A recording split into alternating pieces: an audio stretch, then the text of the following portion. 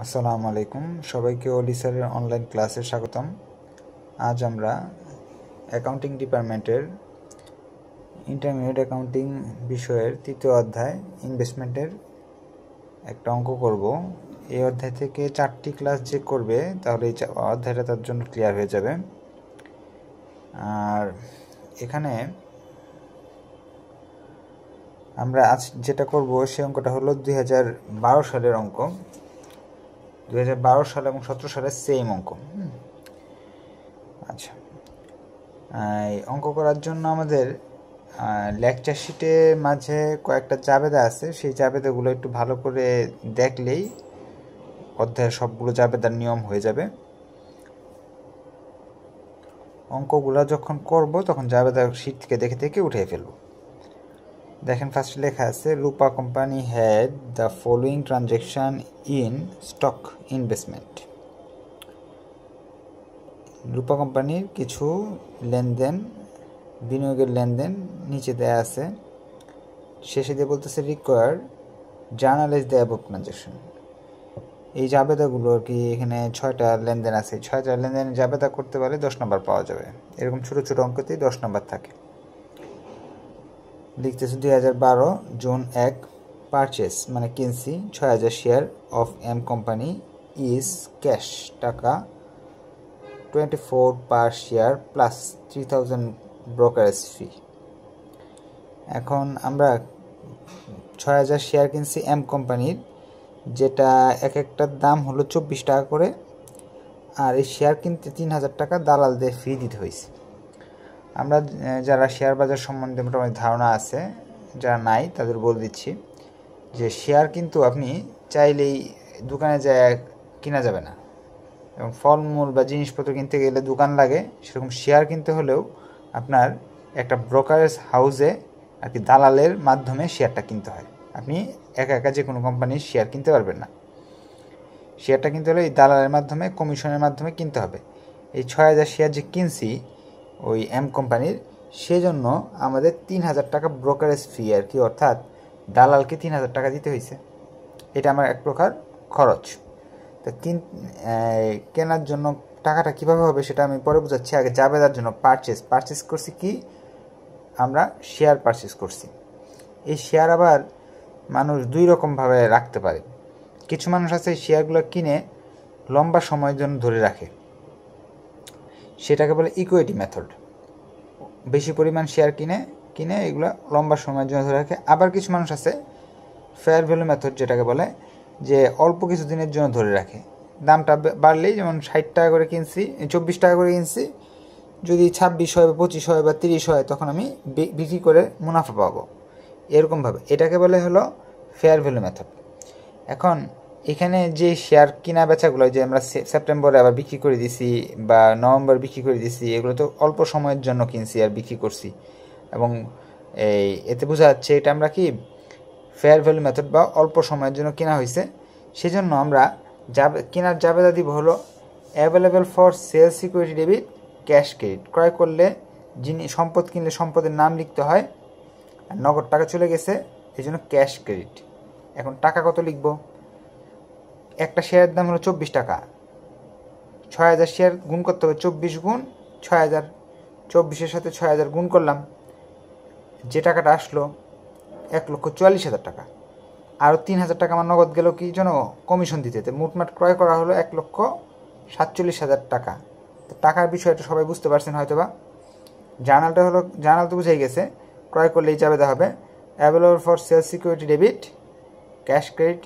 আর টাকা এক একটা 24 টাকা করে হলে 6000 শেয়ার, 24 দিয়ে 6000 গুণ করলাম, যা আসলো আরও 3000 টাকা বাড়তি গেছে। যেমন আমি সহজে বুঝাই, ধরেন আপনি একটা কলমের দাম 5 টাকা, 10টা কলম কিনছি, 50 টাকা লাগছে। এখন দোকানে গেছিলাম, 10 টাকা গাড়ি ভাড়া লাগছে, তাহলে আমার মোটমাট খরচ হলো কয় টাকা? 60 টাকা। কলমের দাম 50 টাকা, 10 টাকা হলো গাড়ি ভাড়া, তাহলে কত হলো? 60 টাকা। তো মোট খরচ হচ্ছে 60 টাকা। এরকম শেয়ারের যত খরচ আছে সেটার সঙ্গে ব্রোকারেজ ফিটা যোগ করে দিব, তাহলে আমার মোট ক্রয় মূল্যটা বেরিয়ে আসবে। July 1 purchase 80,000 share of S company. S কোম্পানির 8,000 শেয়ার কিনছি ইন ক্যাশ টাকা 33 পার শেয়ার প্লাস 6000 ব্রোকারেজ ফি, বলতেছে যে 8000 টাকা এক একটা শেয়ারের দাম হলো 33 টাকা, এরকম 8000 শেয়ার কিনছি এস কোম্পানির, 6000 টাকা কমিশন দিতে হয়েছে। আগের বারের মতো জাবেদার লিখে ফেললাম available for sale security cash, available for sale security cash লিখলাম। এখন এক একটার দাম কত? 33 টাকা, 8000 দিয়ে 33-এ গুণ করলাম, যোগ 6000 টাকা অতিরিক্ত খরচ হয়েছে, টোটাল 2,70,000 টাকা। প্রথমটা এটা সেম জাবেদা, টাকা নির্ণয় সেম পদ্ধতি। এরপর বলতেছে সেপ্টেম্বর 1 রিসিভ টাকা 1 পার share cash dividend from S company. আসলে আমরা অঙ্ক করার জন্য আগে বইটা নিয়ে নিব, বইয়ের মাঝে কিন্তু 2012 সালের অঙ্কটা আছে। রিসিভ 1 টাকা পার শেয়ার। আমরা শেয়ার কেন কিনি? শেয়ার কিনি মুনাফা পাওয়ার জন্য। উদাহরণস্বরূপ একটু দেখাই। ধরেন আপনার পাশে একটা দোকান আছে, সেই দোকানে আপনি দোকানদারকে বললেন যে ভাই আমাকে এই দোকানের পার্টনার বানায় ফেলো, যা লাভ হয় বছর শেষে সেটা আমাকে দিয়ে দিও। 5 লাখ, সে 5 লাখ ইনভেস্ট করছে, আপনি 5 লাখ ইনভেস্ট করলেন, 10 লাখ টাকা, যা লাভ হলো 50-50 নিয়ে নিলেন। লাভের আশায় মানুষ শেয়ার কিনে। এখন বছর শেষ হলে আবার সেই লাভটা কোম্পানি দেয়, যেমন গত বছরের লাভটা সে তারা দিছে। রিসিভ টাকা 1 পার শেয়ার, প্রতি শেয়ারে 1 টাকা আমরা কি ক্যাশ নগদ পাইছি, ডিভিডেন্ড লভ্যাংশ বাবদ পাইছি from S company. S company যে শেয়ার কিনছিলাম প্রতিটা শেয়ারের জন্য 1 টাকা আমাকে লাভ দিছে। তো এস কোম্পানির শেয়ার কয়টা কিনছি আমরা? এই যে 2 নম্বর, এই যে জুলাই 1-এ দেখি এস কোম্পানির শেয়ার আমরা কিনছি হলো 8000টা। 8000টা শেয়ার কিনছি, প্রতি শেয়ারে 1 টাকা করে 8000 টাকা। তাহলে আমরা 8000 টাকা পাইলাম হলো ক্যাশ ডেবিট, নগদ টাকা পেয়েছি এই জন্য ক্যাশ ডেবিট, আর মুনাফা পেয়েছি ডিভিডেন্ড ক্রেডিট। তাহলে 1 টাকা করে 8000 টাকা ডেবিট হলো, আর ডিভিডেন্ড ইনকাম ক্রেডিট হলো।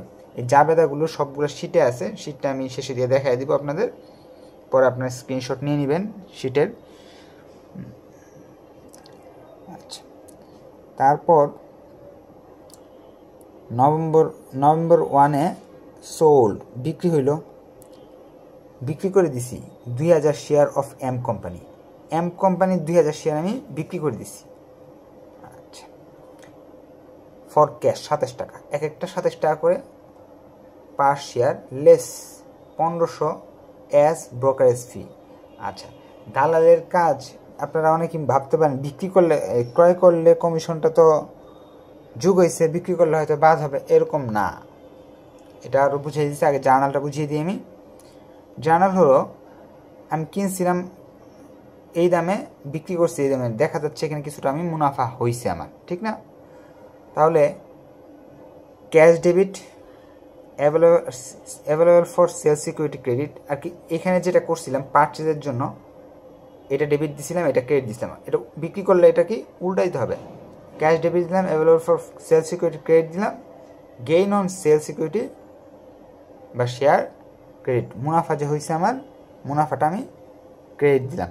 আমরা জানি জাবেদার নিয়ম মুনাফা ক্রেডিট, জাবেদার আমরা হয়তো বুঝতে পারছি। এখন টাকাগুলো কীভাবে হয়েছে সেটা দেখি। ক্যাশ নগদ 2000 শেয়ার 27 টাকা করে, আরও একটু বাস্তবে বুঝিয়ে দিই। এখন কলম যে কিনছিলাম, কলম আবার আরেক বাজারে যাই বিক্রি করতেছি, এক একটা 10 টাকা করে, 10টা কলম বিক্রি করলাম 100 টাকা। এখন গাড়ি ভাড়া যে আগে দিতে হয়েছিল, এইবার যে বাজারে গেছি, আবার বাজারে যায় যে আমি কলম কিনে নিয়ে আসলাম, বিক্রি করলাম, এতে গাড়ি ভাড়া আমাকে দিবে নাকি আমার দিতে হবে? অবশ্যই আমার দিতে হবে। তাহলে এবারও গাড়ি ভাড়া বিয়োগ করতে হবে, যে টাকা পাইছি 100 টাকা থেকে আমার 10 টাকা গাড়ি ভাড়া বাদ দিয়ে দিতে হবে। আচ্ছা, আর ক্রয় করলে ওটা কী করতে হবে? যোগ করতে হবে ক্রয়ের খরচের সঙ্গে। তাহলে ক্যাশ আমাদের এখানে আসতেছে হলো 2000 গুণ 2700। তাহলে গুণ করলে যে টাকাটা আসে এখান থেকে ব্রোকারেজ ফি এর টাকাটা আমরা কী হবে? বাদ দিয়ে দিব। বাদ দিলে কি হচ্ছে? 52,500 টাকা নগদ পাচ্ছি। শেয়ারের দামটা বের করার জন্য একটু কাজ আছে। শেয়ার, এটা কোন শেয়ার বিক্রি করতেছি আমরা? M company. এম কোম্পানির শেয়ার কিনছিলাম কতগুলো? 6000 শেয়ার। কত টাকা খরচ পড়ছিল টোটাল?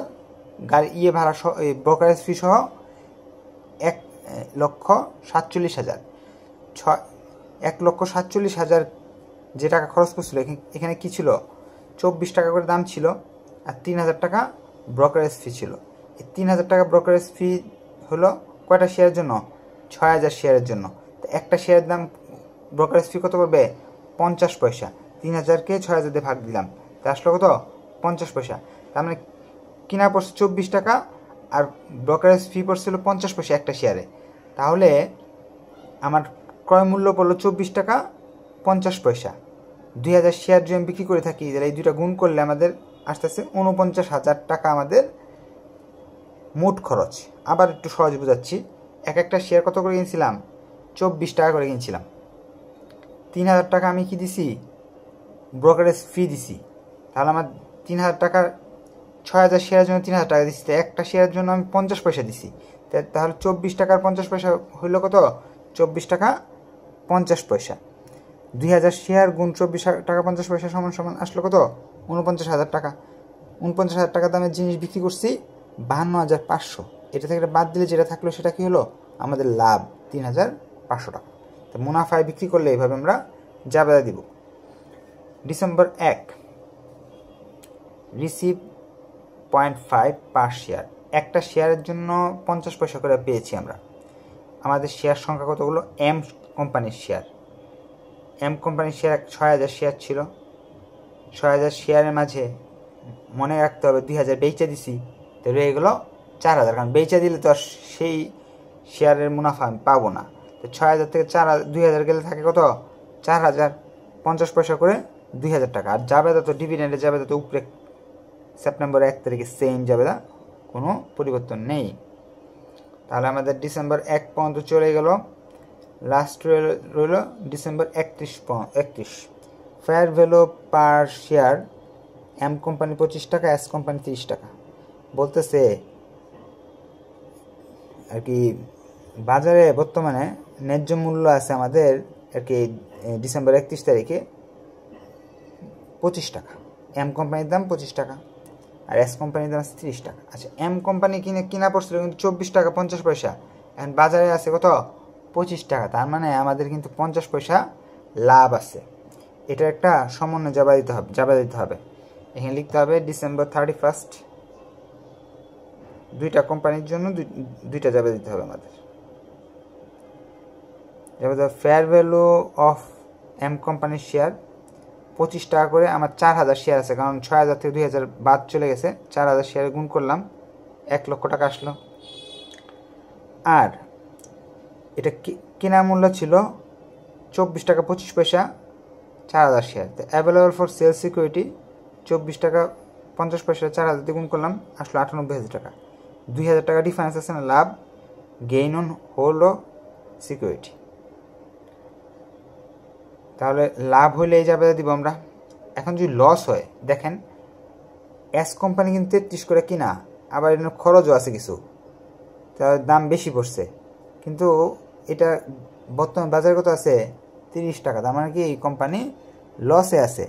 তার লসে থাকলে সেটা জাবেদা হবে ফেয়ার ভ্যালু অফ সিকিউরিটি। এই জিনিসটা আবার ফেয়ার ভ্যালু অফ সিকিউরিটি এস কোম্পানির share. Available for sale security credit, ঠিক আছে। Available for sale security credit, ঠিক আছে। আগেরবার আয় হয়েছিল, এই জন্য আমরা গেইনকে ক্রেডিট দিছিলাম। এবার কি লস হইতেছে না, এই জন্য লসকে ডেবিট দিব। Loss debit, gain credit. এখন একটার দাম 30 টাকা করে, 8000 শেয়ার 2,40,000। আর 8000 শেয়ার একটা 33 করে কিনা পড়ছিল। খরচ কত ছিল? 6000 ছিল 8000 শেয়ারের জন্য। তো একটা শেয়ারের জন্য কত হবে? 6000কে 8000 দিয়ে ভাগ দিলাম, আসলো 75.75। তাহলে 33 টাকা হলো মূল দাম, 0.75 হলো ব্রোকারেজ ফি। টোটাল খরচ হলো 33 টাকা 75 পয়সা। 33 টাকা 75 পয়সা যখন 8000 দিয়ে গুণ করবো, টোটাল খরচ আসবে 2,70,000 টাকা। আর আমার বাজারে এটার দাম কত আছে? 2,40,000, তার মানে 30,000 টাকা লস হয়েছে। আমরা হয়তো বা এই অঙ্কটা বুঝতে পারছি। এই অঙ্কটা সেম 2017 সালে আবার ব্যাক রিটার্ন করছে, আর কি রিপিট করছে। 2020 সালে বা 21 সালে বা যে কোনো সালে আবার এটা রিপিট করতে পারে। আর নেক্সট ক্লাসে আমরা নতুন নিয়ম শিখব। আর লেকচার শিটের এরকম এখানে সবগুলো যাবে দেওয়া আছে, এটা আমি ছবি উঠে আপনাদের দিয়ে দিব যাদের লাগে, না লাগলে তো আর কথাই নেই। এখানে ট্রানজ্যাকশনগুলো কি, আর ফেয়ার ভ্যালু মেথডে কি জানাল হবে, ইকুইটি মেথডে কি জানাল হবে সেটা আছে এখানে 6টা, আর নিচে 2টা, টোটাল 8টা জার্নাল আছে। এই 8টা জার্নাল যদি ভালো করে পড়া যায় তাহলে এই চ্যাপ্টারের জার্নালের আর কোনো সমস্যা থাকবে না। জার্নাল পারলে তো লেজারও পাওয়া যাবে, ব্যালেন্স শিটও পাওয়া যাবে, নিচে নিয়মও লিখে আছে। যাদের দরকার তারা স্ক্রিনশট রেখে দিতে পারেন। ধন্যবাদ সবাইকে, আসসালামু আলাইকুম।